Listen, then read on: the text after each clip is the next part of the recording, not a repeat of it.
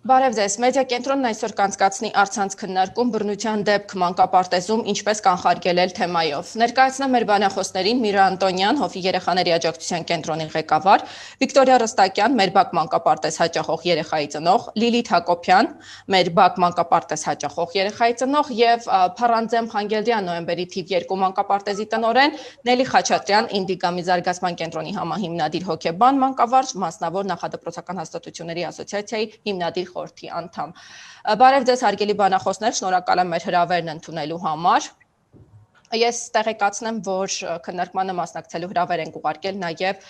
Կրթության, գիտության, մշակույթի եւ սպորտի նախարարություն, մինչ այս պահը դեռ հաստատում չենք ստացել, որպես պատճառաբանություն նշվեց, որ մասնավոր մանկապարտեզը լիցենզավորում չունի եւ այդ պատճառով նախարարությունը իրավասու չէ։ Եվ այսպես համացանցում հայտնվեց ձայնագրություն, որում մեր բակ մասնավոր մանկապարտեզում դաստիարակն ու դայակը վախեցրել, ծեծել ու ճնշել են երեխաներին։ Մասնավոր մանկապարտեզը նշեմ, որ 3 մասնաճյուղ ունի, դեպքը տեղի է ունեցել Զեյթունի մասնաճյուղում։ Մեդիա կենտրոնը կապ է հաստատել մանկապարտեզի տնօրինության հետ, քննարկմանը մասնակցելու հրավեր է ուղարկվել նաև նրանց, սակայն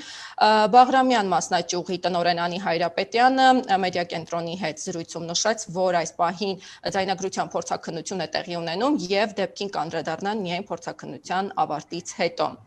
Քննարկումը հարգելի բանախոսներ, սկսենք Վիկտորիայից։ Վիկտորիա, խնդրեմ նշեք, որպես ծնող ինչ չափանիշների հիման վրա եք ընտրել այդ մանկապարտեզը։ Ծնողի համար ինչ չափանիշներ են ընդհանրապես կարևոր ընտրություն կատարելիս, ինչ ակնկալիք եք ունեցել եւ ինչու որոշեցիք ձայնագրիչ տեղադրել, ինչ մտավախություններ եք ունեցել, խնդրեմ։ Ինձ խորհուրդ են տվել ինձ ծանոթ մարդիկ, որոնք իրենց երեխաներին տանում են այդ մանկապարտեզ եւ ծնողները գոհ են։ Եվ ես անձամբ ճանաչում եմ այդ ծնողներին, վստահում եմ այդ ծնողներին։ Այնուհետև մենք այցելել ենք ամուսնուս հետ եւ զույգերից մեկի հետ, բալիկիս հետ մանկապարտեզ, ծանոթացել ենք շենքային պայմաններին, սենյակները, որտեղ են քնելու, որտեղ են լվացվելու, որտեղ են հաց ուտելու, որտեղ են խաղալու եւ պայմանները ոչինչ, կարծես թե լավ էին, ժամերն էլ բավական երկար էին, չնայած ես այդքան երկար չէի պատրաստվում թողնել իրենց ժամային առումով, վճարն էլ բավականին հարմար էր, 2 երեխայի համար էլ զեղչ առաջարկեց եւ մեկ կարևոր հանգամանք, որ իմ բնակության վայրին մոտ էր այդ մանկապարտեզը, այսինքն ես ենթադրում էի, որ իմ երեխայի հետ Աստված չանի մի բան լինի կամ ինքը լացի չհարմարվի, ինձ պետքա զանգեն ու ես կարողանամ մոտենալ։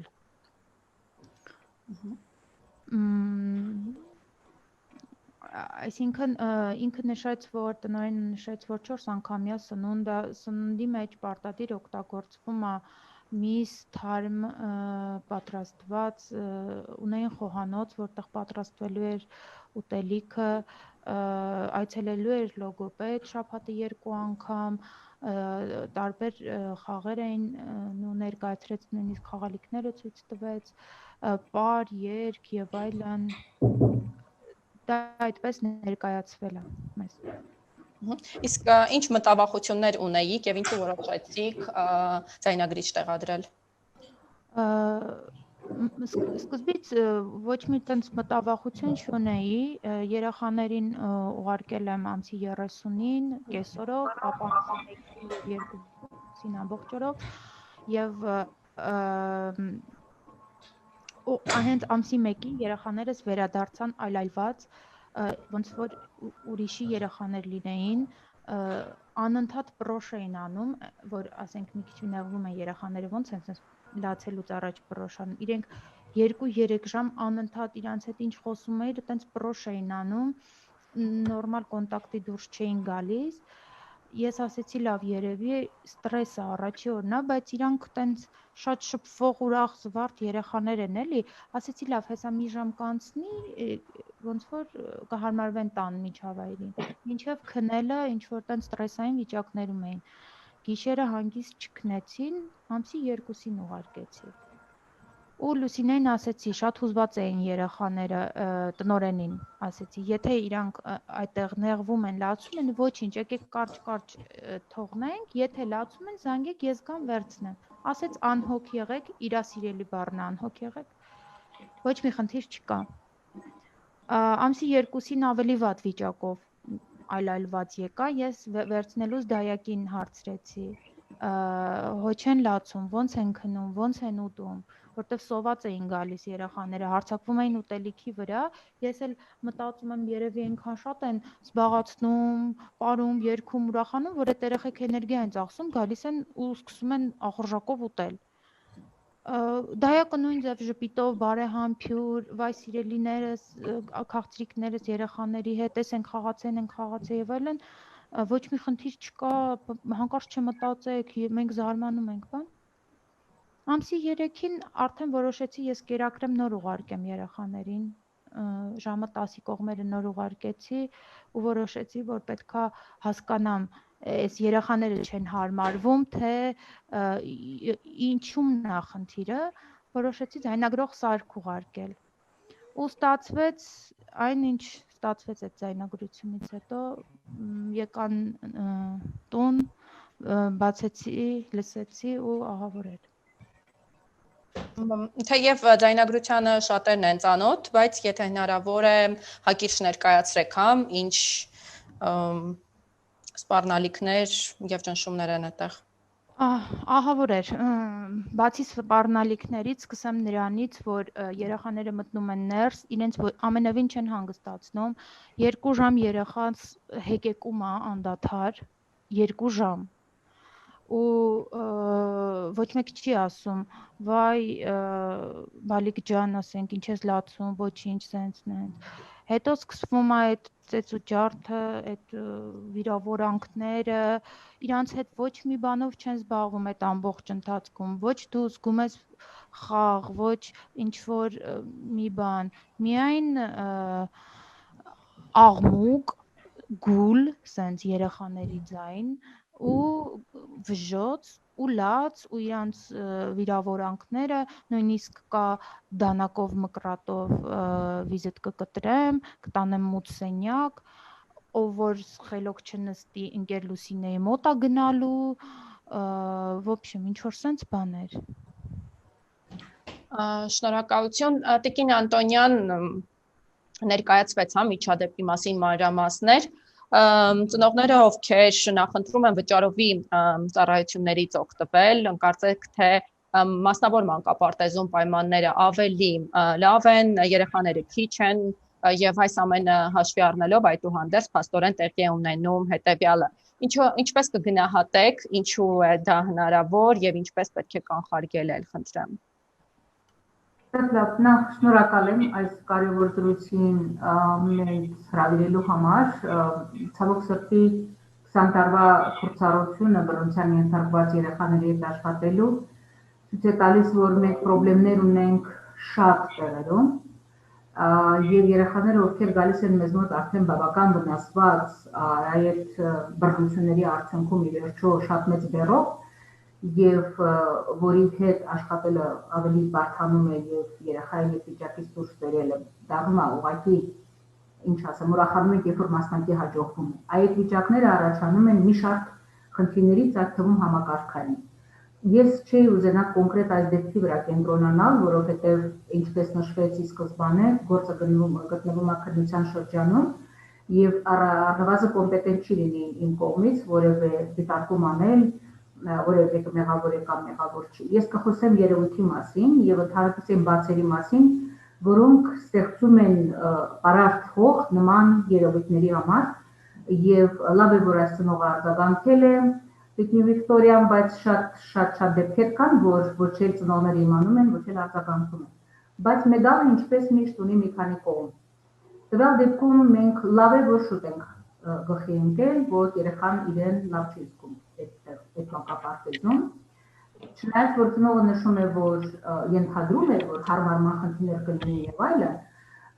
առաջին սխալը կամ առաջին բացթողումը համարում են բացը հարմարման պլանի մշակման։ երեխան մի միջավայրից մի այլ միջավայր տեղափոխելը պիտի ուղեկցվի հարմարման պլանով։ Դուք շատ ճիշտ նշեցիք, գուցե կարճ ժամանակով սկզբով, որտեղ բոլորիս երեխաները այդ ամեն ինչով անցնում են։ Ոմանք գուցե արագ են հարմարվում, ոմանք միջավայր երկար է տևում, բայց որ յուրաքանչյուր երեխան մի միջավայրից մյուսը տեղափոխվելուց հաստատ ստրես է ապրում եւ խելացի մեծերը պիտի անպայման հարմարման այդպես ադապտացիայի պլան մշակեն, դա անհերքելի է։ Ես հիմա ուզում եմ խոսել այն մասին, որ տարօրինակ է առնվազն, որ մեր երկրում գործում են նախակրթարաններ, եթե լիցենզավորումը պահանջ է, ապա ինձ համար առնվազն տարօրինակ է, եթե պահանջ է։ Առնվազն տարօրինակ է, թե ինչպես կարող է երեխա ընդունել, երեխայի հետ աշխատել նախակրթական հաստատություն, կրթական, դպրոցական, չգիտեմ, բուհական, նշանակություն չունի։ Եթե պահանջը լիցենզավորման երկրում առկա է, ապա ինչպես է, որ գոյություն ունեն առանց լիցենզավորման հաստատություններ, մեկ, երկրորդ հարցը, որ կդնեի, դա լիցենզավորման պահանջներն են։ Զարմանալի չի, գիտեք, որ այդ հաստատության եւ շատ հաստատությունների տնօրեններ եւ շատ կրթական մասնավոր որևէ տիպի ասենք թե հետդպրոցական ցերեկային ժամերի զբաղվածության մշակույթի նշանակություն չունի, ինչ տիպի էլ որ լինի, համար մեկ պայմանը համարում են արտաքին, ֆիզիկական, այդ կոմֆորտի պայմանները, լավ սենյակներ են, սիրուն գունավորված, լավ կահույքով եւ այլն, որովհետեւ թե եկողի աչքն առաջի հերթին դա տեսնում, թե լիցենզավորողին է շատ կարևոր, նրա համար է շատ կարևոր, լիցենզավորում են միայն լավ, հարմար, չգիտեմ, լավ քառակուսիներ ունեցող, չգիտեմ, լավ տպավորիչ գույներով եւ այլն եւ այլն։ Բայց լիցենզավորումը, բացի այդ արտաքին պայմաններից, պիտի ունենա բովանդակային պահանջներ։ Բովանդակային պահանջ համար 1. Իրականում ինչպես է բովանդակությունը այդ հաստատության ներսում կազմակերպելու, ինչ է իրենց ներկայացնելու դա։ 1. Երկրորդը պետք է լինի անպայման մոնիտորինգի մեխանիզմ, ոչ թե վերահսկողության, տվյալ դեպքում ծնող օգտվել է իր երեխային հետևելու իր անհանգստությունից, իր իրավունքից եւ փորձել է հասկանալ, որտեղից է գալիս երեխայի անհանգիստ վիճակը։ Բայց մի ուրիշ ծնող կարող է դա չանի։ Եվ ընդհանրապես ես կարծում եմ վիկտորյան բացառություն է, որտեղ մեծ մասամբ չեն անի։ Պարզապես մտածում են շուտով կհարմարվի եւ կանցնի։ Մոնիտորինգը դա մեր երկրում հասկացվում է որպես վերահսկողություն։ Ժամանակ առ ժամանակ պաշտոնյան կգա, կնայի ձեր փաստաթղթերը, կնայի 4 կողմը, հոսող ջուր կա, արդյոք սանիտարական պայմանները բավարարված են այս կամ այն անհրաժեշտ վայրերում եւ վերջացավ։ Բովանդակություն ոչ մեկը չի նայում, եւ բովանդակություն ոչ մեկը չի կարևորում։ Ես կուզենայի հետեւյալը տեսնել մի օր մեր երկրում։ Գիտեք, լիցենզավորման պահանջ ունենալը անհրաժեշտ, բայց ոչ բավարար պայման է։ Անհրաժեշտությունը իր հերթին պիտի բաժանվի երկու խմբի։ Ֆիզիկական կամ չափելի պահանջներ, կա այսքան տարած, այսքան երեխայի համար եւ այլն, այն ինչ որ մենք բոլորս սիրում ենք չափել, լավն է լավը չի, եւ բովանդակային։ Բովանդակայինը որպես այդպեսին պիտի պարունակի կտոր, որը ոչ միայն վերաբերում է թե այսօր երեխեքին ինչով են զբաղվելու, վաղը ինչով են զբաղվելու, այլ աշխատուժի ներգրաման եւ աշխատուժի մասնագիտական կոմպետենտության առաջադրվող պահանջներ։ Ով իրավունք ունի, ինչ կրթության, ինչ վերապատրաստման, կոմպետենտության ինչ չափանիշներով ի վիճակի կլինի աշխատել տվյալ հաստատությունում։ Կոմպետենտությունը որոշվում է համընդհանուր չափորոշիչներով, որ կա երկրում, դրան մասնավորը իմ կարծիքով պիտի պլյուս անի, որովհետև մասնավորը պիտի ավելի լինի, ավելի գեղեցիկ պիտի լինի, ավելի համով պիտի լինի, ավելի գրավիչ պիտի լինի, որովհետև դա վճարովի է։ Ես ընտրում եմ այս ծառայությունը եւ պատրաստ եմ վճարել, որովհետև հասկանում եմ, ընդունում եմ կամ ենթադրում եմ, որ այնտեղ առաջարկող պայմանները շատ ավելի լավն են կամ գոնե ինչ-որ չափով ավելի շահեկան են, քան մի այլ վայրում։ Եվ աշխատուժի կտորը, բացի այն ինչով պիտի զբաղվեն երեխաները, ինչ կրթություն պիտի ստանան, ինչ մշակույթի հետ ինչ հաղորդակցություն պիտի ունենան, նեղ մասնագետները ինչ մասնակցություն պիտի ունենան այդ տարիքի լուրջ աջակցության կարիք ունեցող երեխաների զարգացման կարիքները բավարարելու համար եւ այլն, աշխատուժին առաջադրվող պահանջները, բացի պարզապես դիպլոմ, պարզապես ինչ-որ տեղը վերապատրաստում, անպայման պիտի լինի աշխատուժի ներգրաման հատուկ չափանիշներ, որովհետև երեխաների հետ աշխատանքը շատ յուրահատուկ ոլորտ է։ Ես կարող եմ ունենամ կարմիր դիպլոմ, բայց չունենամ համբերություն երեխայի հետ աշխատելու, չունենամ սեր այդ գործը անելու։ Գործ պետք է սիրով անել։ Բայց որպեսզի մյուս կողմից նույնիսկ սիրով անող մարդիկ կարող են մի օր այրվել, սպառվել։ Գործատուն պիտի ունենա հատուկ չափորոշիչ, որով ինչ հաճախականությամբ է ինքը մասնագետ հրավիրում, օրինակ հոգեբան, հենց աշխատողների հետ սուպերվիզիան իրականացնելու համար, որովհետև մեր երկրում այս ստեղծված իրավիճակում ամեն մեկս ենք սպառված։ Եկեք ընդունենք, որ նման լարվածության պայմաններում սկսած առանձին անհատական ողբերգություններից մինչև երկրի մասշտաբով ողբերգությունների ճնշման ներքո են։ Ես չգիտեմ այդ կինը ինչ վիճակում ա եղել, երբ որ այդպիսի, ինչ որ ինքը արել է, ինչ որ ես եմ լսել, դա այրված մարդու սինդրոմ է, դա պորտկում է, որը ազդարարում է, որ ես էլ չեմ կարող, չգիտեմ ոնց անել, կամ չեմ ուզում անել, բայց դա կարող ունենա շատ տարբեր պատճառներ։ Մեկ ուղղակի ինքը այս ոլորտի համար չի, բայց մյուսը գուցեև շատ լավ էլ գոհ են բոլոր իր աշխատանքից, բայց այս փուլում այրված վիճակում է եւ իրան օգնություն ա պետք։ Դրա համար գործատուն ի սկզբանե պիտի կանոնավոր սուպերվիզիա կազմակերպի իր աշխատողների համար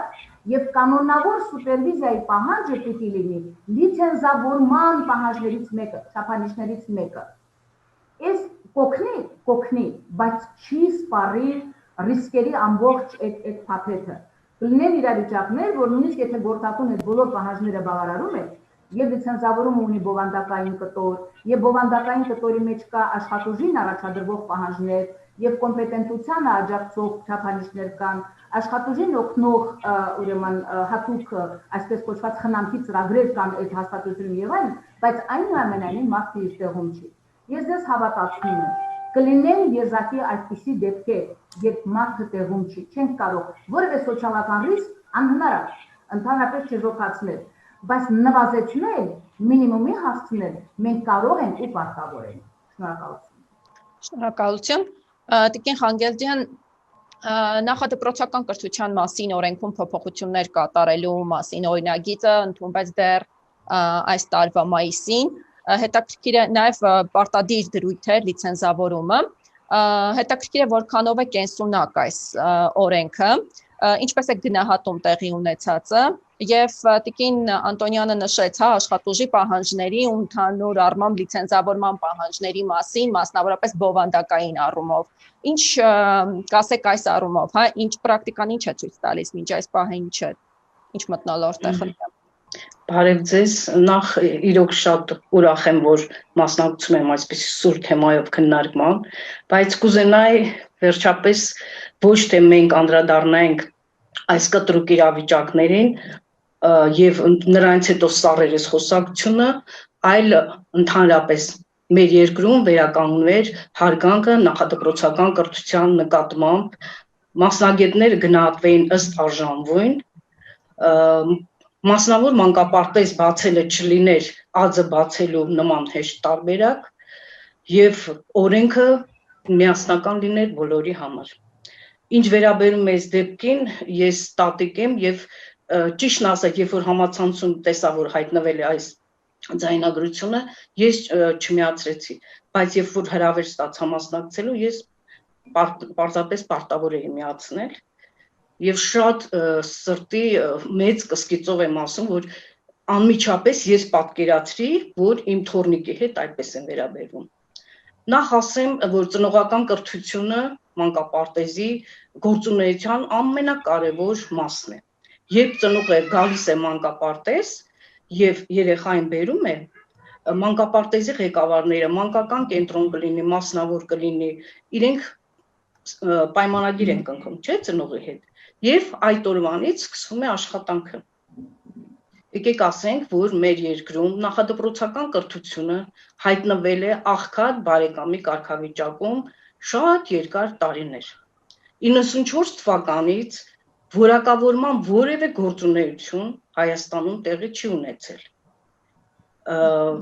Այդ ընթացքում, այդ ժամանակահատվածի ընթացքում մանկապարտեզ են ընդունվել ոչ թե մասնագիտական կարողությունների, հմտությունների արդյունքում, այլ գիտեք ինչպես։ Եվ ինչ պահանջել այն մարդուց, ով կամ ոչ մասնագետ է, կամ մասնագետ է, որը չի անցել նորմալ պրակտիկա, ուղղակի դիպլոմ է ձեռք բերել, ես համաձայն եմ Տիկին Անտոնյանի բոլոր ասածների հետ։ Երբ մեր հարգելի Վիկտորիան ասաց, որ գնացինք, պայմանները տեսանք, շենքը լավն է, 4 անգամ կերակրում են, հարգելի Վիկտորիա, առաջին ձեզ պետք է հետաքրքրեր ով է աշխատելու ձեր երեխայի հետ։ Նախ ես կուզենայի իմանալ ինչ տարիքի են ձեր երեխաները, որովհետև երբ որ ձայնագրությունը լսեցի, այնտեղ տարբեր խմբի երեխաներ էին եւ ինչ որ մի ժամանակ դաստիարակ ասաց, որ ավագ խմբի երեխաներ դուրս եկեք, շարք կանգնեք, գնում ենք։ Եթե մասնագետ է այդտեղ աշխատում, ինքը գիտի, որ երեխաները 15-ից 20 րոպեից ավելի որևէ գործունեությամբ չեն կարողանում զբաղվել, անդադ պետք է փոխել նրանց գործունեության ձևերը։ Մանավանդ այն իրավիճակում, որում հայտնվել են մեր երեխաները, մարտ ամսից սկսած, գերստրեսային իրավիճակում գումարած պատերազմական այս ամբողջ բեռը, որը հեշտ չէ մարսել, եւ միանգամից այսպես փակել այդ պատմությունը եւ սկսել երջանիկ ժպիտներով երեխաների հետ աշխատել։ Չկա այդպիսի բան։ Ժամանակ է պետք, որ այս ստրեսային վիճակը անցնի, բայց դա չի նշանակում, որ նախադպրոցական մանկավարժը պետք է, չգիտեմ, մեր մասնագիտությունը մի այլ մասնագիտություն է։ Մենք իրավունք չունենք մեր հոգսերով, մեր անհանգստություններով, մեր խնդիրներով գալ մանկապարտեզ։ Մենք երբ որ մտնում ենք մանկապարտեզ, պետք է մոռանանք այդ բոլոր դժվարությունները, եթե ընտրել ենք այդ մասնագիտությունը կամավոր։ Եվ պետք է ուղղակի լինենք երեխայի կողքին, զրուցենք նրա հետ։ Իսկ այս իրավիճակում, օրինակ ես մեր փորձից կասեմ, որ մենք ընդամենը 8 օր աշխատեցինք սեպտեմբերին, գիտեք, որ համավարակից ելնելով մենք բավականին շատ հիգիենիկ դադարներ պետք է ունենանք, որպեսզի ապահովեինք երեխաների անվտանգությունը, առողջությունը, վարակի չտարածվելը։ Եվ այնտեղ ընդամենը մի 2 ժամ է մնում, որ երեխաներին զբաղեցնենք, այն էլ որոշակի հեռավորության պայմաններում։ Կարելի է շատ հստակ գրաֆիկ կազմել, ինչպես օրինակ մենք արեցինք, հստակ առանձին խմբերը, առանց իրար հետ շփվելու, հեքիաթներով, տարբեր տեսակի զբաղմունքներով, դասերակի հետ, բակ տանելով, այդ ամեն ինչ այնպես ճկուն կազմակերպել, որ այս իրավիճակը հաղթահարենք։ Եթե մենք ուզում ենք միանգամից ամեն ինչ փոխվի մեր երկրում, դա անհնարին է։ Բայց եթե մենք այսօր ենք արդեն աշխատում մանկապարտեզում, մենք այլ տարբերակ չունենք, քան ինքնակազմակերպվել եւ համապատասխանել մեր կոչմանը։ Եթե դա մերը չի, ուրեմն պարզապես մենք պետք է թողենք ու դուրս գանք այդ համակարգից։ Հիմա այդ շրջանն է։ Եթե մարդը կոմպետենտ չէ, պետք է ինչ-որ մի կառույց լինի, չէ՞, որ մենք խոսում ենք լիցենզավորման մասին։ Լիցենզավորումը հիմա դարձել է թղթաբանություն։ Լրացում է ինչ-որ փաստաթղթեր, համապատասխանում է գրականությունը, շենքային պայմանները, գույքը եւ այլն, մասնագետը մնաց չգնահատված։ Ով է գնահատելու, որտեղ է այդ կառույցը։ Իսկ եթե մանկապարտեզում թիմ է աշխատում, մասնագետներ են աշխատում, նրանք անդադ գտնում են այդ նորմալ իրար հետ շփման, ինքնակրթման, ինքնազարգացման միջավայրում, քննարկումների միջավայրում եւ այդտեղ ճահճային վիճակ երբեք չի առաջանա։ Իսկ եթե մենք այսօր մտածում ենք, որ դե լավ, սպասենք մի օր շատ լավ օրենք կլինի եւ մենք միանգամից մեր խնդիրները կլուծվեն պետության մեջ, չկա այդպիսի բան։ Հիմա օրենքը ընդունվել է մայիսին, ես ինքս մասնակցել եմ ազգային ժողովի քննարկումներին, հարցեր են բարձրացրել եւ հարցը բարձրացրել եմ ես այնտեղ, տեսեք ինչ առումով։ Դուք գիտեք, որ կա առողջապահության տեսչություն, կրթության տեսչություն, սննդի անվտանգության տեսչություն եւ այլն։ Երբ որ վերցնում ենք այդ փաստաթղթերը նայում ենք, այդ ահռելի պահանջները, ուղղակի ապշում ենք, թե մենք ո՞նց ենք հասցնելու մանկավարժական բաղադրիչը տեղավորել դրա մեջ։ Հիմա, եթե մենք ճկուն չլինենք, մենք ոչինչ չենք կարող անել մանկապարտեզում, բացի երեխաների սնունդ մատակարարելուց, լվացվելու տանելուց, ասենք առավոտյան մարմնամարություն, հանգստի ճաշ, հանգստի ժամ, հետ ճաշիկ, հասկանում եք, ձգվող չի այդ ժամանակահատվածը։ Ընդամենը մանկապարտեզում աշխատանք սկսվում է, ենթադրենք ժամը 9-ից, 2.5 ժամ է մեզ մնում այդ ամեն ինչը կազմակերպելու համար, որպեսզի գոնե երեխան զբոսանքի էլ գնա, նոր հանգստանը։ Եթե մենք այդ 2.5 ժամը նորմալ չկազմակերպենք, մենք ոչինչի չենք հասնի։ Բայց այդ ամեն ինչ կազմակերպելու համար մասնագիտական հմտություններ են պետք։ Դա օդից վերցրած չի, երբ որ պրոֆեսիոնալների մենք ման ենք գալի ու չենք գտնում հիմա։ Շատ մեծ ցանկություն կա, երևի ինչ-որ ժամանակ այսպիսի բան էլ ձգողական բաներ ստեղծվեց մանկապարտեզում, որ կարելի է գնալ մանկապարտեզում աշխատել, դե ինչ են անում, որ երեխաներին պահում են, տուն են ուղարկում։ Հեշտ է, ես էլ կարողանամ։ Չէ, այդպիսի բան չկա։ Ճգնաժամային տարիքներ գոյություն ունեն, հոգեբանական խնդիրներ գոյություն ունեն։ Այս ամեն ինչը բարթել միայն մանկապարտեզների կամ նախադպրոցական կենտրոնների կամ մասնավոր կենտրոնների վրա շատ հեշտ է։ Բայց պետք է գործող օրենք լինի, օրենքը ընդունվել է, շատ լավ է։ Մենք տարիներ շարունակ սպասում ենք օրենքի ընդունմանը։ Շատ ասեցին, որ այս օրենք շատ երկար ծավալուն օրենքը եւ բոլոր հարցերը լուծում են, բայց օրենքի հետ պետք է ենթահորինստրական ակտեր, չէ՞, որ օրենք սկսի գործի, սկսի գործարկվել որակավորման գործընթացը։ Ուսուցիչները արդեն այդ process-ների մեջ են տարիներ շարունակ, մեր մասնագետները ոչ, որ վերապատրաստումներ լինեն պարբերական, ոչ թե ժամանակ առ ժամանակ 3-4 տարին մեկ, որ ներառականությունը մենք ապահովենք, չէ՞ որ պետությունը ընդունել է համընդհանուր ներառականության գաղափարը։ Չկան այս փաստաթղթերը։ Ես էլի հասկանում եմ, որ այս իրավիճակը ահագին բան հեռացրեց, ահագին բաներ մնացին անավարտ, բայց մանկավարժի մասնագիտություն ընտրած մարդը ինքը պետք է շատ պատասխանատու անձնավորություն լինի։ Ինքը պետք է հասկանա, այս որ անընդհատ ասում են ապագա սերունդը հիմա է ուզում այդ ամեն ինչը։ Այսօր մենք երեխաներին պատրաստում ենք 10 տարի հետո մենք չգիտենք գիտությունը ինչ թռիչքի զարգացում կունենա եւ մենք ինչ ենք սովորեցնելու այս երեխաներին հիմա, եթե մենք պատրաստ չենք։ Եթե մենք չենք հասկանում հոգեբանություն չգիտենք, որ երեխային պետք է պարզապես երջանիկ կրթություն ապահովել, պետք չի ծանրաբեռնել գիտելիքներով, պարզապես կազմակերպված, հետաքրքիր օր պետք է կազմակերպել նրանց համար։ Այս սրանք գլոբալ հարցեր են եւ պետությունը այստեղ չկա։ Երկար ժամանակ չկա, մենք էլ ենք փնտրում, չենք գտնում, մենք անդադ կոնտակտի մեջ ենք ուզում մտնել պետական լիազորմանի նախադպրոցական բաժնի մասնագետների հետ, չի ստացվում, դրա համար մենք ստեղծել ենք ուսուցիչների ուսումնափորձարարական համայնք Facebook-յան խումբը, որտեղ համախմբվել են եւ պետական, եւ ոչ պետական, եւ մասնավոր, եւ գերատեսչական մանկապարտեզների մասնագետները, եւ մենք 0-ից սկսել ենք աշխատել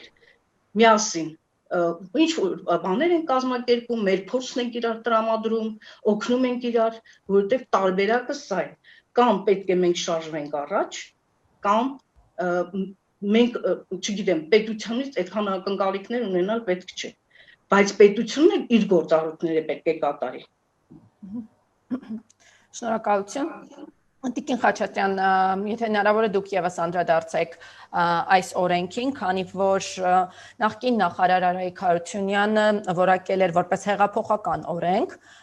եւ նաեւ նշել էր վերապատրաստումների ինստիտուտի մասին, ընդգծել էր, որ ներկայում լուրջ խնդիր կա մասնավոր մանկապարտեզների վերահսկման հետ կապված, սակայն այս օրենքով ներդրվելու է նաեւ վերապատրաստումների ինստիտուտը։ Որքանով է օրենքը կենսունակ, ինչ փոխեց այս օրենքը տվյալ ոլորտում։ Նախ շնորհակալություն եմ հայտնում հրավերի համար։ Առաջի հերթին ես ուզում եմ Տիկին Ռստակյանից ներողություն խնդրել անձամբ իմ անունից, իմ գոլեգաների անունից եւ բոլոր մանկավարժների անունից, մեծատառով մանկավարժների անունից, որովհետեւ սա սարսափելի միջադեպ է, որը իրավունք չուներ տեղի ունենալու անկախ նրանից մասնավոր թե պետական սեկտորում։ Ես չեմ ուզում խնդիրը տեղափոխել մասնավոր ոլորտ, որովհետեւ ցավոք սրտի սա առաջի դեպքը չէ, պիտի բոլորս աշխատենք այն ուղղությամբ, որ ոչ մի տեղ չլինի այս խնդիրը, ոչ մասնավորում, ոչ պետականում։ Ուզում եմ մի փոքր անդրադառնալ օրենքին։ Ես շատ ուրախ եմ, որ այս օրենքը վերջապես ընդունվեց, բազմաչարչար, երկար տարիներ բոլորը սպասելով, ամեն մեկս մեր տեղից պայքարելով, այո, բացերը շատ էին եւ ես այս միջադեպի մեջ տեսնում եմ երկու մեծագույն խնդիր։ Առաջի խնդիրը դա համակարգային խնդիրն է, որ մինչ այժմ չկար վերահսկողություն եւ այո, ոնց որ ԱՁՆ-ներ, ինչպես վարսավիրանոցներ եւ ցանկացած խանութ, այնպես կարելի էր մի ցուցանակ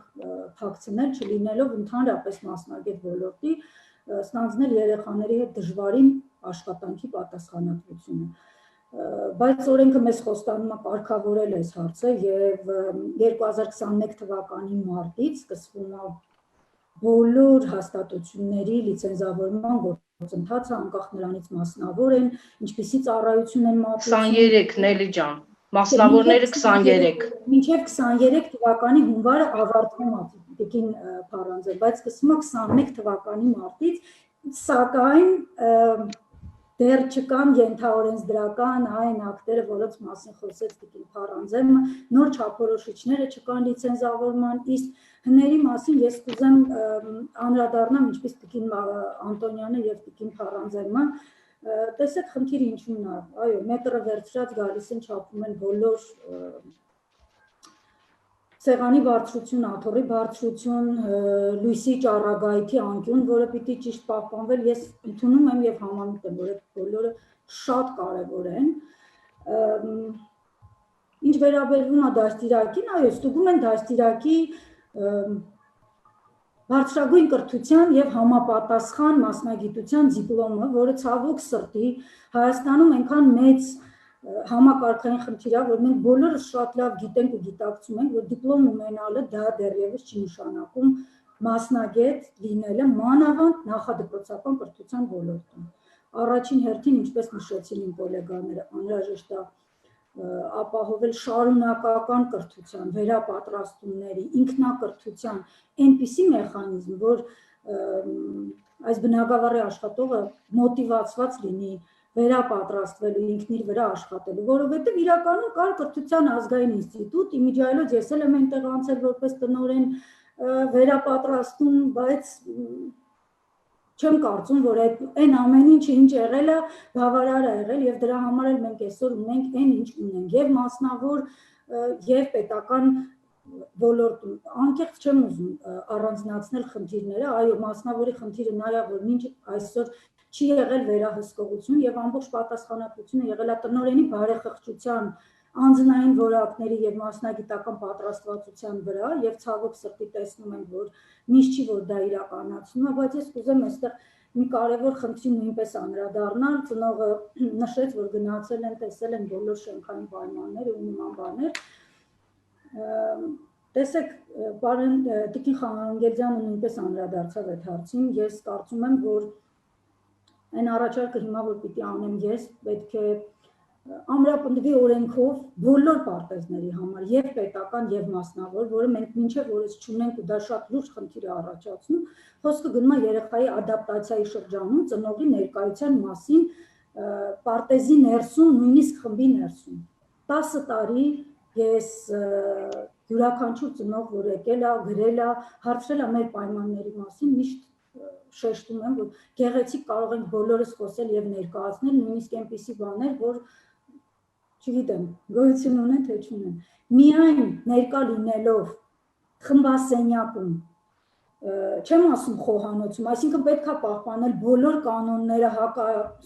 սանիտարական եւ խոսքը դրա մասին չէ, բայց գեղեցիկ ներկայացնելը դա դեռ չի նշանակում իրականությունը ներկայացնելը։ Ես հորդորում եմ բոլոր ծնողներին, կլինի դա մասնավոր, թե նույնիսկ պետական սեկտոր, որովհետև խնդիրները նույնն են, առաջի հերթին շենքային պայմաններից, ուտելուց եւ ամեն ինչից ծանոթանալ ծրագրերին,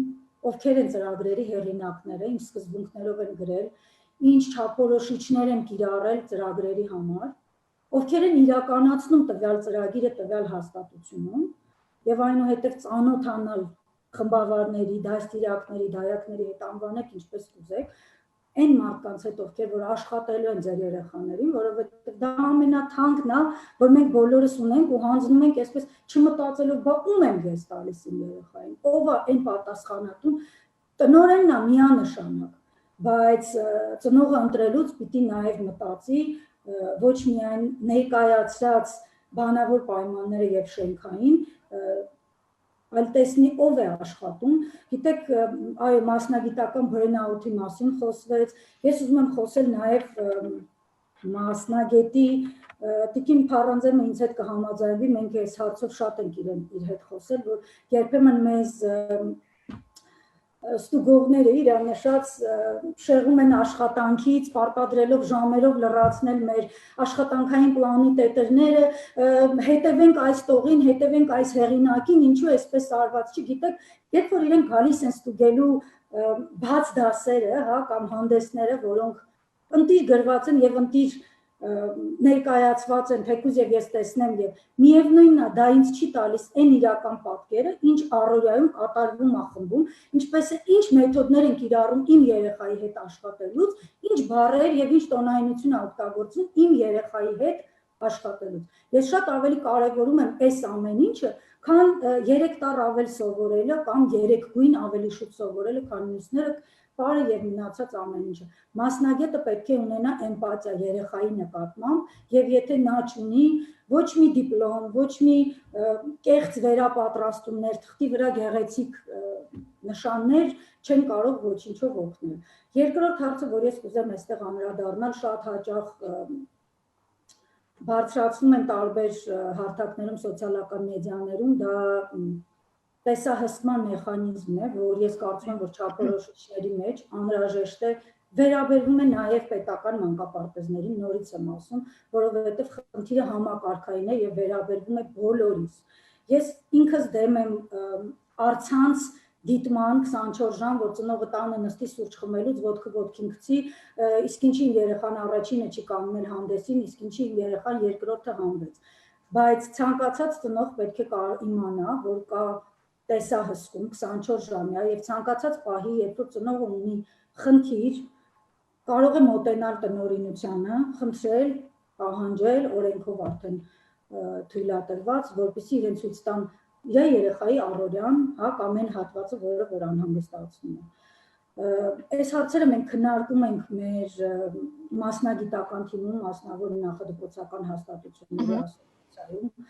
բայց ելի եմ ասում, կան հարցեր, որոնք միայն մասնավորներին չեն վերաբերվում։ Իհարկե ընդունում եմ, որ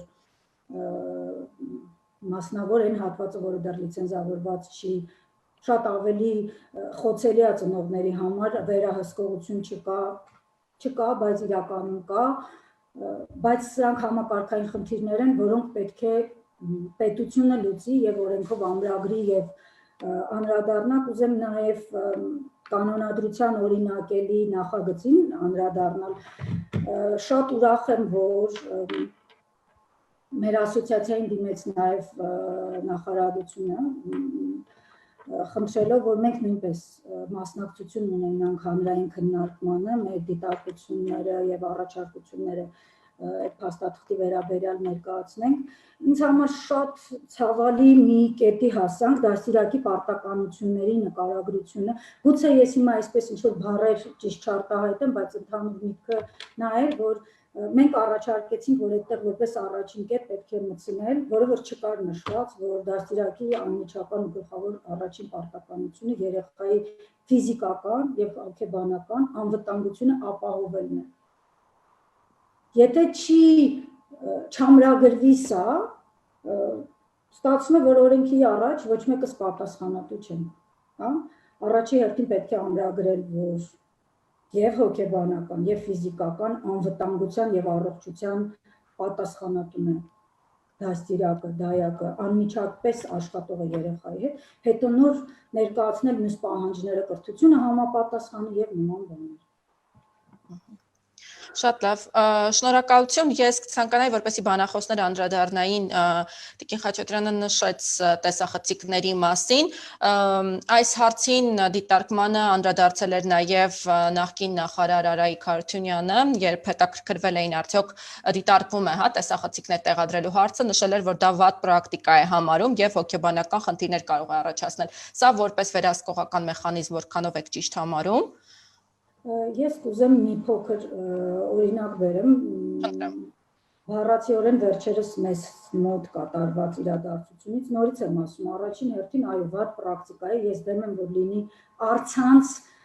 դիտում ծնողների կողմից, դա կստացվի, որ մենք ապահովում ենք նոր սերիալ Հայաստանում եւ իրականում այո շատ կխանգարի մեր աշխատանքին, բայց պետք է տեղադրված լինեն տեսաձայնագրիչ սարքեր բոլոր մանկապարտեզներում եւ տեսաձայնագրությունը պետք է անհրաժեշտության դեպքում հասանելի լինեն մասնագետներին, մասնագիտական թիմերին, ծնողներին ըստ կարիքի։ Ես սրանք համարում եմ շատ տարբեր բաներ։ Առցանց դիտումը եւ տեսաձայնագրություն ունենալը, որը որ անհրաժեշտության դեպքում մենք մի փոքրիկ դեպք ունեցանք այս վերջերս, որ մեզ մոտ ծննդյան տարեդարձ էինք նշել, իսկ մեզ մոտ սովորությունը այսպես է, տարեդարձի արարողությունը առավոտյան ժամին ենք, այսպես քանի բալիկները թարմ են, երկով պարով ամեն ինչը իրականացնում ենք, իսկ տորթը ուտում ենք քնից հետո, որպեսզի ճաշից առաջ չուտենք եւ դա չխանգարի եւ այսպիսի մի արձագանք եղավ ծնողներից մեկի կողմից, որ երեխան տանը ասել էր, որ մենք այդ տորթը չենք կերել, որը որ մենք ծնողներին տրամադրել էինք նկարները եւ տեսաձայնագրությունը, որ մեզ մոտ այսպիսի միջոցառում էր անցել։ Քանի որ մենք ունենք տեսաձայնագրող սարքեր եւ ծնողը ժամանակին էր մեզ դիմել այդ խնդիրով, ես ուղղակի հրավիրեցի ծնողին, նաեւ սկրինշոթեր արեցի տեսաձայնագրությունից եւ ծնողը համոզվեց, որ իրոք երեխաները օգտվել են այդ ամեն ինչից, ուղղակի քնի ժամից հետո։ Սա այն մեխանիզմն է, որը որ ես եմ առաջարկում, այո, ես դեմ եմ, որ ծնողը առցանց ամբողջ օրը նստի հետևի, որովհետեւ դա շատ լուրջ աշխատանքային խնդիրներ կառաջացնի եւ այն խնդիրները, որը որ նախկին նախարարն է նշել, բայց պետք է ունենալ եւ ապահովել ծնողներին եւ ցանկացած խնդիր փարատել։ Գիտեք, այստեղ խնդիրը վստահության մեջ է։ Եթե ծնողը վստահում է այն համակարգին, այն հաստատությանը, որտեղ որ իրենք գնացել են, այսինքն այն, որ ես նշեցի, ծնողը ճանաչում է մասնագետներին, ովքեր որ աշխատում են երեխաների հետ։ Ծնողը ներկա է եղել միառժամանակ, կլինի 1 շաբաթ թե 1 ամիս, ադապտացիայի շրջանը այնպիսին է, որ շատ առանձնահատուկ է, յուրաքանչյուր երեխա ունի իրեն բնորոշ ժամանակաշրջանը։ Այդ դեպքում նման խնդիրներ չեն առաջանա, երբ որ կա փոխվստահություն, կարծում եմ նաև չի լինի գաղտնի ձայնալսումներ, որովհետև ծնողը կիմանա, որ ցանկացած հարցով, որ դիմի տնօրինությանը, կստանա ոչ թե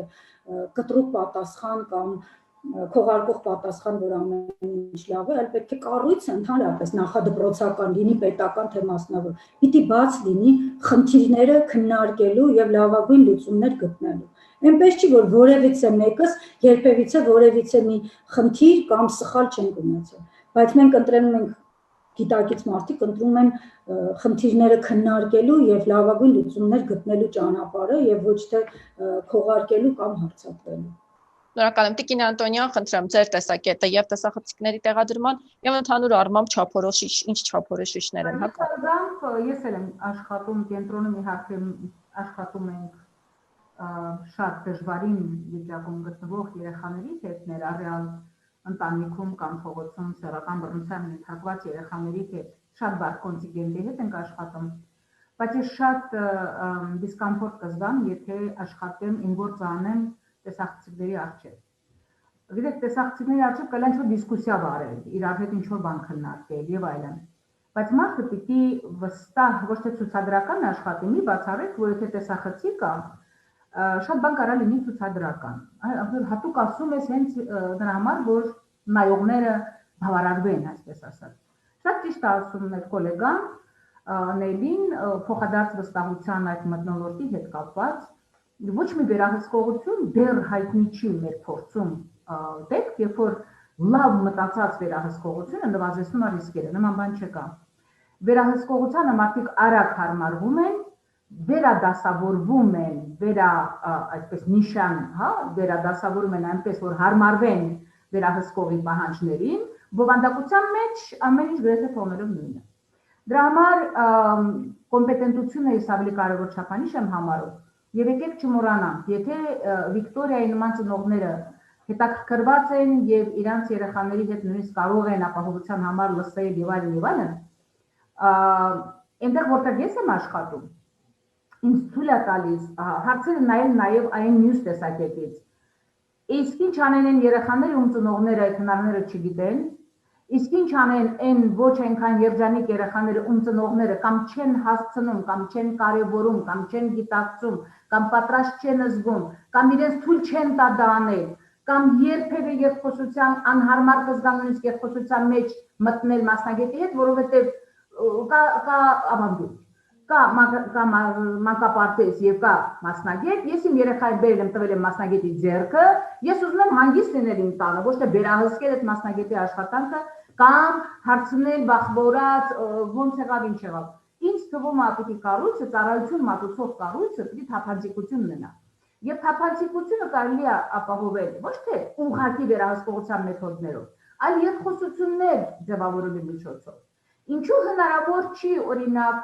տնօրենը ինքը ամեն օր երեխաների, ճանապարհելուց տուն, ճանապարհելուց երեխաների դեմքի արտահայտությունից, տրամադրությունից ու իր փորձը հաշվի առնելով, մոտավորապես պատկերացնի, թե այսօր երեխեքի օրը ոնց է անցել։ Ինչու հնարավոր չի, օրինակ, ծնողներին հավաքել ժամանակ առ ժամանակ, ընդ որում այդ դեպքում նաև հնարավոր կլինի պասիվ ծնողներին մասնակից դարձնել գործընթացներին, հարցնել երեխաների տպավորությամբ են գալիս, չեզոքացնել այն ձեր ասած դեպքի հետ կապված համնելի, որ ասում եք իրականում այդպես չէր, բայց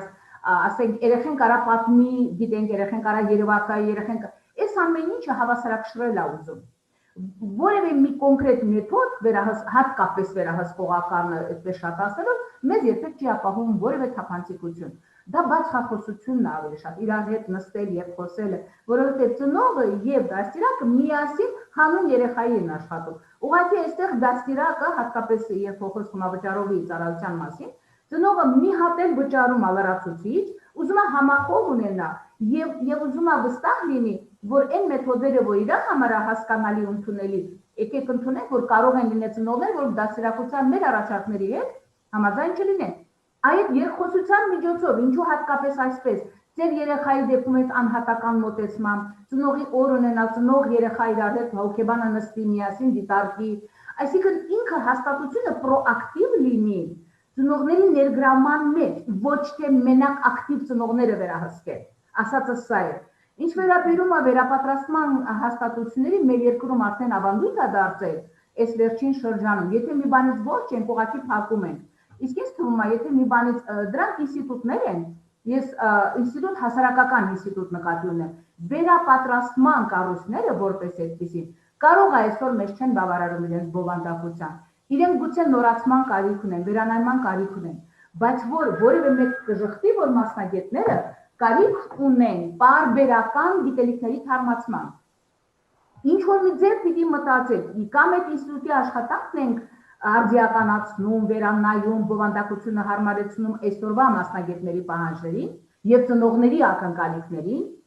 կամ, չգիտեմ, ինչ որ մի այլ բան ենք մտածում, բայց ինչ որ մի բան ասել, սա այլևս պետք չի ու վիրահատական մեթոդով ուղղակի դրանցից ձերբազատվել, որովհետեւ դեռ վատ է մենեջմենտը, որովհետեւ ընդդեղի գիտելիքը չի համապատասխանում այսօրվա պահանջներին, բովանդակությունը եկեք փոխենք, ոչ թե տարիներով, ավանդույթներով ձևավորված ինստիտուտները, որոնք պահանջ են բավարարել, հանրային պահանջ են բավարարել, ինչի են ժամանակին կարողացել ինչ-որ մակարդակ նվազագույն ապահովել, հենց այդ տեսակ աշխատող ինստիտուտներով, եկեք չաշխատողը դարձնենք աշխատող, ոչ թե վիրահատեն շպրտենք,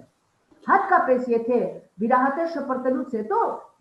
փոխարինող որևէ բան չենք առաջարկում, հիմա տեսեք, այս ֆեյսբուքյան բացախոսության պայմաններում, Վիկտորիան ու շատ ծնողներ լիքը հարցերի պատասխան կարողանում են ստանալ ֆեյսբուքյան մակարդակում ու այնտեղ ով ասես կա։ Այնտեղ կա, չգիտեմ ինչ մեթոդների տիրապետող մասնագետ, չգիտեմ ինչ մոտեցումների կամ ինչ քաղաքական իդեա, Facebook ամենակաղաքականացված հարթակն է դարձել հիմա։ Մեր երեխաները պիտի զերծ մնան այդ ամեն ինչից, ծնողները ազդվում են այդ ամեն ինչից, ինչ որ մի մասնագետ ասում է, գիտեք, վատ են վարվել ձեր երեխայի հետ։ Մի ուրիշն ասում է, չէ, կարծում եմ այնքան էլ վատ չեն վարվել։ Այս մակարդակի, այս մակերեսայնության նման լուրջ խնդիրներ քննարկելը համարում եմ պրոբլեմ, համարում եմ այդ ինստիտուտների թերացումը։ Երբ որ ընդեղ թերացել ենք, այս ամեն ինչը թարցը չորի հետ խառնվելով, եկել է մակերեսային հանրային քննարկման տիրույթ։ Մասնագիտական հարցերը ներողություն չեն կարա լինեն հանրային քննարկման տիրույթի, դա հատկապես մասնագիտական հանրույթի քննարկման առարկա է։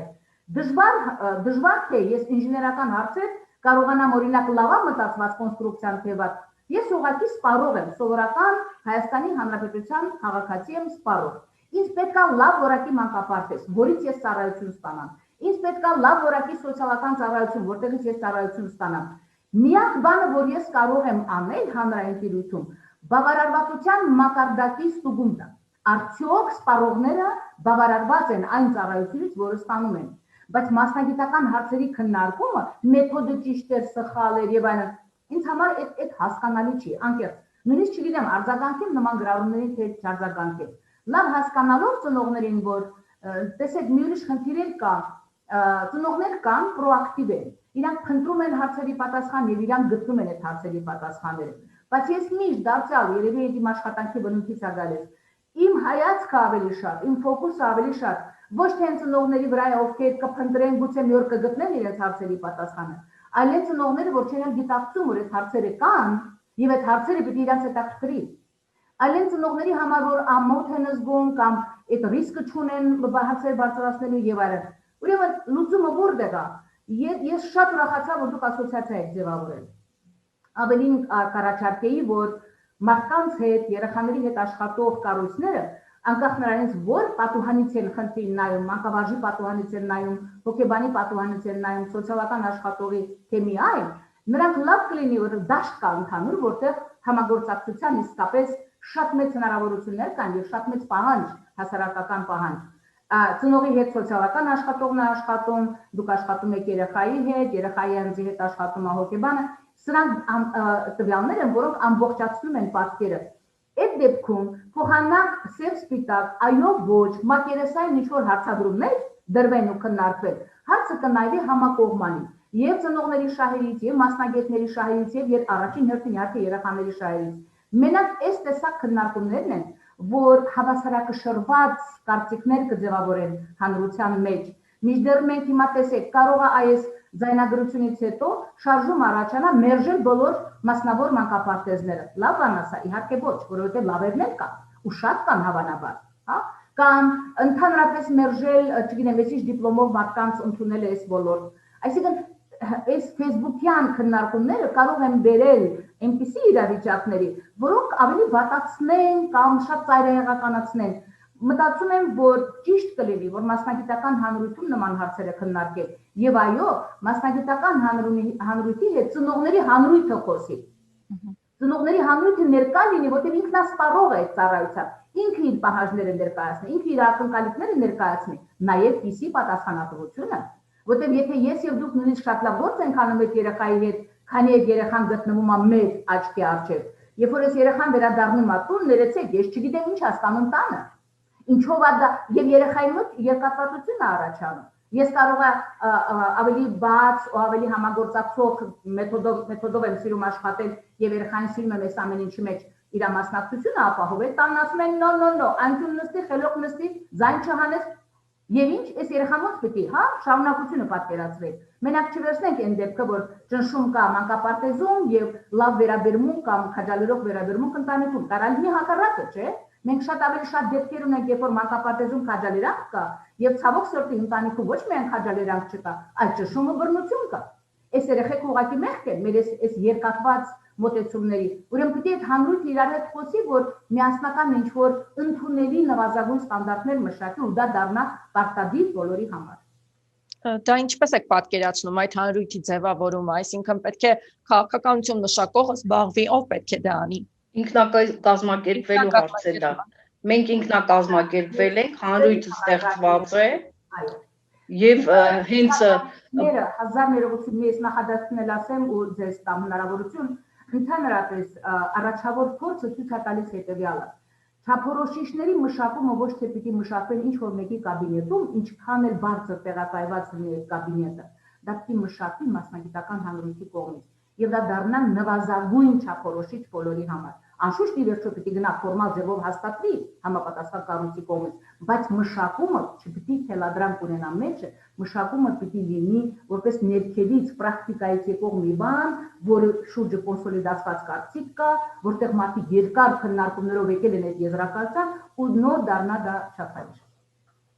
Եթե թույլ կտաք երկու նախադասություններ ես ավելացնեմ, այո, Տիկին Խանգելյանը իր շուրջ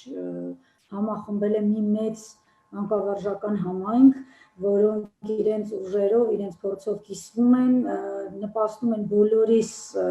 իրազեկմանը, վերապատրաստմանը, մասնագիտական ունակությունների եւ հմտությունների ամրապնդմանը եւ որակի բարձրացմանը։ Նույն գործով զբաղվում է նաեւ մեր նորաստեղծ ասոցիացիան, որի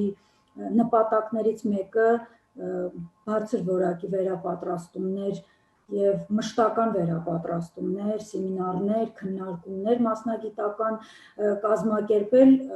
որովհետեւ այո, վերջի վերջում այս ամենը արվում է մեր եւ մեր երեխաների համար, իմ, ձեր եւ մյուսների։ Ուղղակի մի բան կուզեմ ավելացնել, հորդորել բոլոր ծնողներին, հասկանալով ես ինքս լինելով 2 բալիկի ծնող եւ 90 բալիկի նույնպես ծնող կարելի ասել, խնդրում եմ ձեր երեխաների իրավունքները պաշտպանեք օրենքի շրջանակներում եւ սահմաններում։ Ես հասկանում եմ, որ սա այնպիսի սիտուացիա եղել, որ դուք պատասխան չեք ստացել, ծայրահեղ քայլի եք, բայց ես շատ վախենում եմ, որ սա կդառնա բացասական պրեցեդենտ, որ նորից եմ ասում, խոսքը մասնավորի եւ պետական մասնատման մասին չի, մենք գիտենք սարսափելի դեպքեր նաեւ տարբեր տեղերում կատարվող։ Դիմեք տնօրենին, դիմեք խմբավարին, դիմեք, խնդրեք, գնացեք, ներկա եղեք, բայց գաղտնա լսելը օրենքի հետ խնդիրներ կարող են լինել եւ ես որքանով որ տեղեկացված եմ, ոստիկանություն դրանով հնարավոր է դիմել, բայց դատարանում միշտ չի, որ կկարողանաք ձեր շահերը գաղտնալսումով պաշտպանել։ Դրա համար ամեն դեպքում ճիշտ է գործել օրենքի սահմաններում եւ ինչքան որ պետքա պաշտպանել ձեր երեխաների իրավունքները եւ երբևիցե ոչ միտեղ չլինեն նման իրադարձություններ, բայց նաեւ հարգենք եւ պաշտպանենք մասնագետների իրավունքները եւ օրենքը։ Ես ուզում եմ հենց այդ մասին անդրադառնալ, շատ հետաքրքիր է, որ մենք շատերս իրար նման ենք մտածում։ Հարգելի Վիկտորիա, ուրեմն դուք շատ քիչ օր եք տարել մանկապարտեզ ձեր երեխաներին եւ շատ արագ եք որոշել արդեն պարզել այնտեղ հարաբերությունները։ Ես նաև անհանգստանում եմ այն ներսի աշխատողի համար, որ աջակցել է ձեզ, որովհետև եթե ինքը իր կոլեկտիվի համար ցավում էր, ինքը առաջին հերթին պետք է ձեզ հանգստացներ եւ այդ ամենի մասին տեղեկացներ տնօրենին։ Եթե գործում է ներսից աջակցող չի եղել։ Դա պես էր գրված, որ ամեն դեպքում ձեզ ուզում են ծնողները մի քիչ համբերատար լինեն, այնպես չի, որ մենք մասնագետներ, այսպես ասած, անհանգստություններ չունենք ծնողական կրթության վերաբերյալ, չէ՞ որ շատ անգամ բերում են մանկապարտեզ այնպիսի ինքնասպասարկման թույլ կարողություններ ունեցող երեխաների, ինչի ենք մենք մտածում, որ միայն մանկապարտեզն է պատասխանատու ամեն ինչի համար։ Օրինակ 3 տարեկան երեխային բերում են մանկապարտեզ, ինքը չի կարողանում ինքնուրույն հանվել, սանհանգույցից օգտվել, գդալը բռնել, եւ ինչ ասենք մենք կարող ենք հասցնել, ասենք 30 երեխային նախկին թիվն եմ ասում, 2 աշխատակցով այդ բոլոր ինքնասպասարկման հմտությունները սովորեցնել, այսինքն ստեղ 2 ստեղ խնդիրներ են, որ պետք չի միայն ամեն ինչը նախադպրոցական հաստատության վրա գցել, միանգամից ասեմ, որ ես դեմ եմ այդ ձայնագրման, տեսանկարահանման process-ին, քան որ նա լրիվ այլ ուղղությամբ կտանի մեզ, ես կողմ եմ, որպեսզի տնօրենը եւ մեթոդիստը, եթե կան մեթոդիստներ մանկապարտեզներում, ականջները բաց եւ աչքերը բաց լինեն եւ իրենք անդադ պտտվեն մանկապարտեզում ամբողջ աշխատանքի process-ի ընթացքում։ Նաև պարբերաբար մանխորհուրդներ լինեն, ոչ թե մանխորհուրդներ են մեր իմացած են տարբերակով ձևական, առեալ խնդիր առաջացավ, հենց այդ պահին հավաքվեն, քննարկեն եւ գտնեն լուծումը, որպեսզի չկուտակվի եւ դառնա ինչ որ մեծ ձնագնդի։ Երբ որ առողջ մթնոլորտ է, առողջ քննարկումներ կան մանկապարտեզում, մասնագիտական աճի մասին մտածում են, ինքնակրթությամբ բոլորն են զբաղված։ Ծնողները իրենց ամբողջ գործունեությունը թափանցիկ տեսնում են, մասնակցում են, այդ դուք կարող եք մանկապարտեզների էջեր մտնել, տեսնել, որ ինչպես են ծնողները բոլոր process-ներին, եւ կրթական, եւ ժամանցի, եւ նաեւ աջակցության տարբեր խնդիրներում մասնակցում եւ իրենց ներդրումը ունենում։ Եթե մենք չդարձանք երկկողմ իրար վստահող հանրույթ, մենք չենք կարող հաջողություն ունենալ ոչ ծնողները, ոչ մանկապարտեզը։ Մանկապարտեզը բաց պետք է լինի։ Ոչ թե բաց այն աշճանի, որ իր թերությունները ցուցադրի, այլ բաց իր հիմնական գործառույթը կատարելու համար։ Եվ ես Տիկին Անտոնյանի խոսքը շարունակեմ, սրանք մեր երեխաների կրթության եւ զարգացման չափորոշիչներն են 0-ից 6 տարեկան։ Ես ցավում եմ, բայց շատ մանկապարտեզներում եւ մանկական կենտրոններում տեղյակ չեն եւ չեն օգտագործում, չնայած մեր բազմաթիվ ջանքերին, բազմաթիվ վերապատրաստումներին, որ այս ձեռնարկը ստեղծվել է Տիկին Անտոնյան հենց այն ամենալիարժեք տարբերակով։ Այստեղ մասնակցել են եւ առողջապահության ոլորտը, եւ հոգեբաններ, եւ մանկավարժներ, եւ դասյարակներ առաջի օղակից, եւ ես ինքս անձամբ իմ գործընկերոջ հետ մասնակցել եմ չափորոշիչների վալիդացիա կոչվող գործառույթին։ Մենք գյուղերով ման ենք եկել, պտտվել ենք, գտել ենք մանկապարտեզ հաճախող, չհաճախող, գյուղական բնակավայրի, քաղաքային բնակավայրի, տղա, աղջիկ, մեծ գյուղ, մեծ քաղաք, փոքր գյուղ, փոքր քաղաք, այդքան ուսումնասիրությունները մենք տրամադրել ենք ամբողջ հանրապետությունից, մեզ նման շատ մարդիկ, նոր են ստեղծվել այս չափորոշիչները։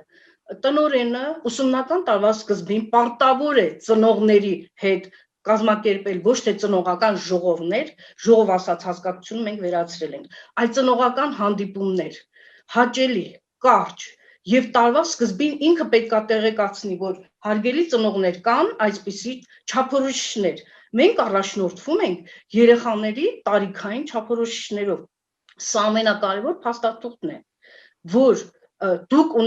իմանաք ինչ ակնկալիքներ պետք է ունենաք, մասնագետը ուղղորդվի այդ չափորոշիչների տված նպատակներով։ Այսինքն, եթե մենք մասնագետներ դեռևս չենք ճանաչում այս գիրքը, չենք օգտագործում, եւ ելի մեր կյանքը կապել են գեղեցիկ գրագրությունների, ինչ որ թղթաբանության հետ եւ չենք հասկանում մեր աշխատանքը որն է, այդ ժամանակը թրջում է։ Իսկ երեխան մեզ է սպասում, ինքը մեր ակտիվ գործողություններին է սպասում, ոչ թե գեղեցիկ լրացված պլաններին։ Այդ ժամանակը անցել է, մեր ժամանակներում այդպիսի բան չպետք է անենք այլևս։ Եվ նաև համաձայն եմ Տիկին Անտոնյանի ասած այն խոսքերին, որ ցանկացած փաստաթուղթ, որը ստեղծվում է նախադպրոցական առաջին օղակի համար, մանկապարտեզի համար կամ մանկական կենտրոնների դաստիարակների իրականացնելու համար, մեզ վերևից sense ուղղակի գալիս է որպես դատավճիռ։ Մեր մասնակցությունը, մեր մասնագիտական գիտելիքները, Հայաստանի ամբողջ մասնագիտական հանրույթի մասնակցությունը նախադպրոցական այս փաստաթղթերի մշակմանը, տեսեք վերջերս նաև եղավ արտաքին եւ ներքին գնահատման վերաբերյալ այդ փաստաթուղթը, կանոնադրությունը, այսինքն եթե նելի ենք շատ ապրեն, որ մասնակցել են ասոցիացիան ստեղծել են եւ կանոնադրության քննարկումներին մասնակցում են։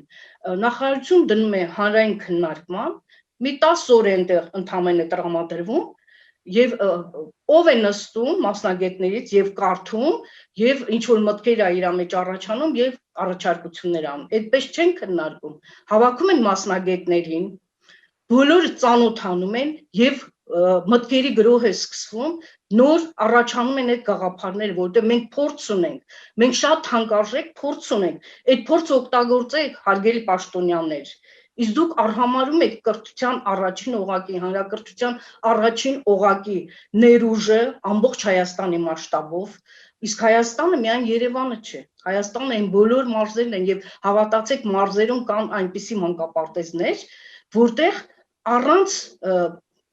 որևէ ակնկալիքի երեխաներին երջանիկ կրթություն են ապահովում։ Մեր ունեցած հնարավորությունների սահմանում, մենք էլ բնություն ունենք, մենք էլ շատ լավ պայմաններ ունենք, որ քաղաքում չունեն։ Քաղաքում ասֆալտը ուղղակի սպանել է բոլորիս։ մենք էլ դրական շատ կողմեր ունենք, բայց մեր ներուժը չի օգտագործվում։ Ես չեմ ուզում, որ մեր այսպես այս հանդիպումը դառնա հերթականը, որ ինչ որ բան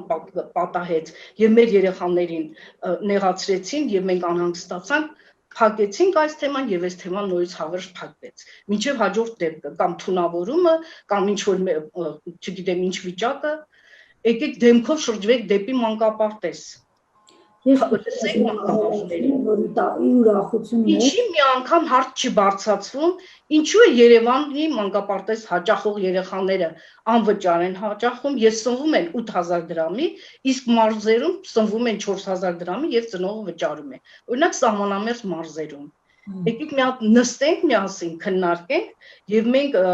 պարադիգմա կրթական հիմնադրամի աջակցությամբ ներկայացրել ենք ծրագիր համայնքային ապակենտրոնացված այդ քեմփ կազմակերպելու, ուսուցչական համաժողով կազմակերպելու առումով հենց նախադպրոցական ոլորտի համար։ Հիմա Նելիենց հետ մասնավոր ոլորտ, պետական ոլորտ չկա մեր մեջ այդպիսի տարբերություն։ Մենք անդադ քննարկումներ ենք ունենալու եւ հրավիրելու ենք այն պաշտոնյաներին, ովքեր եթե գտնենք ով է պատասխանատու մեր ոլորտի համար, որովհետեւ այդպես է չեն կարող գտնել այդ մարդուն։ Դա նորմալ վիճակ չի, որ նախարարության նախադպրոցական բաժնում չկա մեկը, որ առաջնորդ լինի, որը գա դեպի մեզ, որը լսի մեզ։ Իրավիճակը պետք է փոխել եւ այս դառը տարին մենք ճանապարհենք, մոռանանք այն բոլոր դժվարությունները, բայց կյանք շարունակվում է, մենք այս երեխաների առաջ պատասխան ունենք տալու։ Մենք ասելու տարբերակ չունենք։ Շնորհակալություն Տիկին Խանգելյան, խնդրեմ Տիկին Անտոնյան։ Շատ կարճ մի կոմենտ եւ հաճույքով ես հետ կխոսեի ժողովուրդ, որովհետեւ մենք ամփոփում ենք արդեն նույն խնդիրների շուրջ ենք աշխատում այսքան մարդ առանց իմանալու միմյանց, առանց ծանոթ լինելու։ Շնորհակալ եմ մեդիա կենտրոնին այս հնարավորության համար։ Այնուամենայնիվ, մենք այստեղ ենք եկել, թե ինչպես պիտի օգնենք ծնողին, ով մենակ է մնացել համակարգի ինստիտուցիոնալ կառույցի դժվարության առջև եւ հարց ունի լուծելու։ Երեխաները վնասվել են, չգիտեմ կհաստատվի չի հաստատվի դա դնենք մի կողմ, բայց նշում է տրամադրության անկումներ եւ ներողություն անտրամադրվածություն, անտրամադիր երեխաներ եւ իհարկե ինքը բավարարված չի ստացած ծառայությունով։ Ճանապարհ համար 1 վստահ եմ ծնողը մտածած կլինի փոխել մանկապարտեզը։ Բայց ուրիշ երեխաների հետ կարող է նույն բանը տեղի ունենալ, հա, գուցե արդեն ըստ այդմ այդ երեխաները այլևս չեն ընկնի այդ տհաճ վիճակի մեջ, բայց ուրիշ երեխաների նույն բանը սպառնում է, եթե բան չփոխենք։ Ես ուրախ եմ տեսնել, որ կան չափորոշիչներ, ներողություն, շատ լավ է, որ կան չափորոշիչներ, բայց ոնց հասկանում ենք, շակված, որոնք իրարման մեջ դնող է պետք, եւ դրանցից դասեր քաղող է պետք, եւ դրանք բարելավող է պետք, պահանջները շարունակում է պրակտիկան ավելի հետ լինել, քան չափորոշիչը, ինչը շատ տխուր է։ Մոբիլ հասարակության մեջ չափորոշիչները համարյա ամեն տարի վերանայվում են, այսինքն քանի որ հասարակության մեջ պահանջները ավելի են մեծանում, հա, ըստ այդմ նվազագույն չափորոշիչը դառնում է մի քիչ ավելի քանացած տարի է, մի քիչ ավելի առաջընթաց եւ ավելի մեծ պահանջներով քան նախորդ տարի։ 18 թվականին արդեն վերանայվել է Տիկին Անտոնյան։ Նայ, պարբերաբար ինքը ուզում է վերանայել, այսինքն եթե կյանք գնա առաջ, ինչ-որ մեծապես, այդ դեպքում իհարկե կարիք կունենանք, ստիպված կլինենք վերանայել չափորոշիչը։ Իսկ մենք հիմա խոսում ենք մի բանի մասին, որ կան չափորոշիչներ, որոնք կիրառված չեն, պարտադիր չեն լիցենզիայի համար եւ պարտադրված չեն։ Մի խնդրանք ձեզ, որ գուցե ճիշտ կլինեն նաեւ ունենալ ուղեցույց մեթոդական, ինչպես կյանքի կոչել չափորոշիչները, որտեղ չափորոշիչը կարծացողը միշտ չէ որ կարողանում է ձեր ուզած ձևով մեկնաբանել, թե դա ինչ է նշանակում։ Ես դա լավ գիտեմ մեր մասնագիտության չափորոշիչներից, ես դա լավ գիտեմ սոցիալական ծառայությունների ընդհանուր լայն վերցրած չափորոշիչներից, բայց դա շատ ճիշտ է նաև այս նախակրթական ծառայությունների համար։ Իսկ դա մասնագետներին օգնող բան կլիներ, եթե մշակվեր ինչպես օգտվել, ինչպես կիրառել չափորոշիչները, հա, մեթոդական ուղեցույց ստեղծված ստանդարտ ինչպես ոչ թե ուղեցույց, այլ պարբերաբար քննարկումներ, որովհետև ուղեցույցը կարող են չկարդալ Տիկին Անտոնյան, բայց երբ որ մենք պարբերաբար քննարկում ենք, իսկ չափորոշիչը մեկ անգամ կարդալու համար չէ։ Ինքը աշխատանքային գիրք է, անդադ պետք է ծանոթանալ։ Իսկ երբ որ թիմը անդադ քննարկում է, անդադ տարբեր ոլորտներ, տարբեր մասեր է քննարկում, արդեն աշխատելը հեշտ է լինում։ Իսկ ուղեցույցը ինքը տեղով ուղեցույց է, այնքան հեշտ, այնքան մատչելի, շատ հասանելի ցանկացած մանկավարժի։ Ուղղակի ծանոթանալ է պետք եւ աշխատել։ Որ ձևով այ եթե ասում եք այդքան գրագրություն են անում մարդիկ, երկու բառ ուզում մասնագետների մասով ասեմ։ Եւ դպրոցի մասնագետները եւ հավանաբար մանկապարտեզին ինչ որ շատ ծանրաբերված են գրառումներ անելով, որոնք որևէ մեկը չի կարդում, գիտեք ինչի համար արվում, որևէ մեկը չի օգնում, բացի ժամանակ տանելու։ Գուցե եւ պարտադիր պահանջների մեջ է բան չեմ ասել, բայց եթե այդ պարտադիր պահանջների մեջ դրվեր նաեւ չափորոշիչների քննարկում, չափորոշիչների շուրջ աշխարհ պրակտիկա, հայ պրակտիկան դա ոնց է, շոշափել, այդ ինչ է իրենց ներկայացնում։ Խորհուրդներ կարևորը Այնուամենայնիվ խոսում ենք ծառայությունից դժգոհ ծնողին ինչպես օգնելու հարցի մասին։ Ես մտածում եմ, որ այստեղ չափորոշիչների մասը, այն մասը, որը վերաբերվում է ծնողների հետ աշխատանքի մոտեցումներին, իրաց հետ քննարկում, ծնողը ոնց պետք է ծանոթանան ներքին ընթացակարգերի մասին, աշխատանքը ոնց է կազմակերպում, ինչ է արվում, շենքը տեսավ, պապին, ճաշարանը տեսավ, երեխեքի քնելու տեղը տեսավ եւ այլն։ Բովանդակությանը ոնց պետք է ծանոթանան։ Այ եթե մանկապարտեզի ղեկավարությունը, չգիտեմ, մեթոդական մասի պատասխանատուն կամ հենց մասնագետները խմբի, որ շփում են ամենօրյա ռեժիմով ծնողների հետ, գտնեն այդ ձևը, թե ինչպես մեկնաբանել, ոնց ծնողին ներգրավել իրենց, այսինքն ոնց ծնողը իրազեկված լինի, ներսում ինչ ձևով է աշխատանքը արվում, ոչ թե մեթոդը, այլ ուր է տանում, ինչ հաջողություններ ունի երեխան եւ դրանում ինչ կարիք ունեն։ Հաղորդակցում է պետք, մասնագետ եւ ծնող։ Ու նաեւ ծնողին պետք է պարտավոր է մանկապարտեզի տնօրենը պայմանագիրը կնքելուց առաջ, պայմանագրին կցի attachment, այդպես լրացված, որտեղ նկարագրված լինի, եթե ինչ որ մի բան այնպես ծնողը ինչ մեթոդներ ունի օգտվելու։ Ինչպես ինքը կարող է հարցը բարձրացնել, ում զանգ տա, եթե խնդիր կա, ում զանգ տա, եթե պրոբլեմ ունի, եթե հարցի տիպից կախված, եթե ասենք երեխան էսեք թեյլաթեցիկ, երբ բարձավուտի դասիլակին ապրել, բայց եթե երեխայի հանդեպ վերաբերմունքը ծնողին չի բավարարում, ինքը ուր կարող է դիմել, ում կարող է դիմել այդ հարցը, այսինքն բողոքարկման թափանցիկ մեխանիզմը պետք դնել, ընդ որում պայմանագիրն է կցել, պայմանագրին կցել, որտեղ ծնողը, հետաքրքրված ծնողը հաստատ կարող է նայել, ասել, ահա էսի գրած, այսինքն մինչև այս մեթոդին լսել, գաղտնալսել, որը էթիկական հարցեր առաջացնում, միանշանակ, իրավականը չեմ կարող ասել, իրավաբան չեմ, բայց հաստատ էթիկական խնդիրները, դրանից հետո շատ դժվար է փոխվստահող պայմաններում աշխատել։ Իսկ նպատակը պիտի լինի ծնող դաստիարակ երեխա այդ եռանկյունի փոխվստահող հարաբերությունների ձևով։ Այդտեղ է որ կառուցողական բան կծնվի։ Մնացած բոլոր դեպքերում կամ ես եմ ձեզ մեղադրելու, որովհետև ես ավելի պերճախոս եմ, կամ դուք եք ինձ մեղադրելու, որովհետև հակառակ պատկերն է։ Սա այդ սերտիտակ, այդ անմաստ ինչ-որ կոնֆլիկտ, մրցակցություն, դրա կարիքը չկա։ Փոխարենը պետք է համագործակցել։ Ծնողի հետ պետք է ուղղակի համագործակցել։ Ու ծնողը պետք է անպայման ներկայացնել, թե մեր կառույցի հետ ոնց է պետք աշխատել։ Մեզ մոտ, ես էլ ավելացնեմ ու ավարտեմ, մեզ մոտ մենք խնդրում ենք, որ ծնողները մասնակցեն։ Մենք խնդրում ենք, որովհետև այնքան բան ունենք ծնողին ասելու, թե ոնց փոխի իր վերաբերմունքը, որ երեխան իրան այսպես չզգա, այսպես օտարացված չզգա, այսպես դեպրիվացված չզգա եւ այլն։ Դրա թեթև տեսակները սովորական ընտանիքներում են։ Իմ դեպքերը ծանր են, բան չեմ ասել, բայց դրա տարբեր դրսևորումները սովորական իրավիճակում են։ Այնպես որ ամենալավ ձևը ուղղակի, բաց, մարդկային, բայց կոմպետենտ հաղորդակցություն ապահովելն է։ Կառույցը պիտի անպայման դա ապահովի, դա իր պարտականությունն է։ Իսկ այն ծնողները, որոնք ակտիվ չեն կարող փնտրել, չեն կարող գտնել ինֆորմացիան կամ չեն կարևորել նույնիսկ եթե իրաց երեխան ճնշված ատում գալիս եւ այլն, ամեն մի կառույց պետք է ունենա, կարծում եմ, պատասխանատու, մեր մասնագիտության լեզվում կոչվում է սոցիալական աշխատող։ Կառույցը կարող պատասխանատու առանձնացնի ընտանիքների հետ կապերի ապահովման համար, ընտանիքների հետ աշխատանքի համար։ Ու դա տարբեր է երեխանին ստորի, տասուր, այդ աշխատանքը լրիվ ուրիշ ոլորտում է, այդ ծնողի մասնակցության ապահովումը, այդ ծնողի քաջալերումը, եթե քաջալերանքի կարիք կա, եւ հակառակը, ծնողի ամբիցիաների նվազեցումը, երբ որ զգում ես, որ դա այնքան էլ հավասարակշռված չի։ Մի խոսքով եղանակի սարքելը փրկություն կլիներ։ Ես կոնկրետ առաջարկ անեմ ներողություն Լիլիթ ջան, մենք նախաձեռնել ենք ծնողական մեծ հանդիպում, ժողով չենք ասում, որտեղ մենք այդ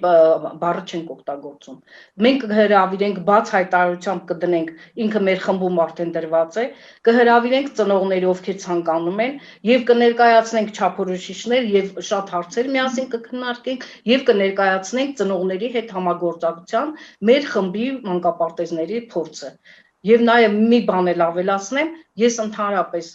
ընդունում եմ, որ ցանկացած ձեռնարկ, որ ստեղծվում է մանկապարտեզի մանկավարժների համար, պետք է անցնի մասնագետների, առաջին օղակի դաստիարակների, ամենակարևոր շարժիչ ուժն են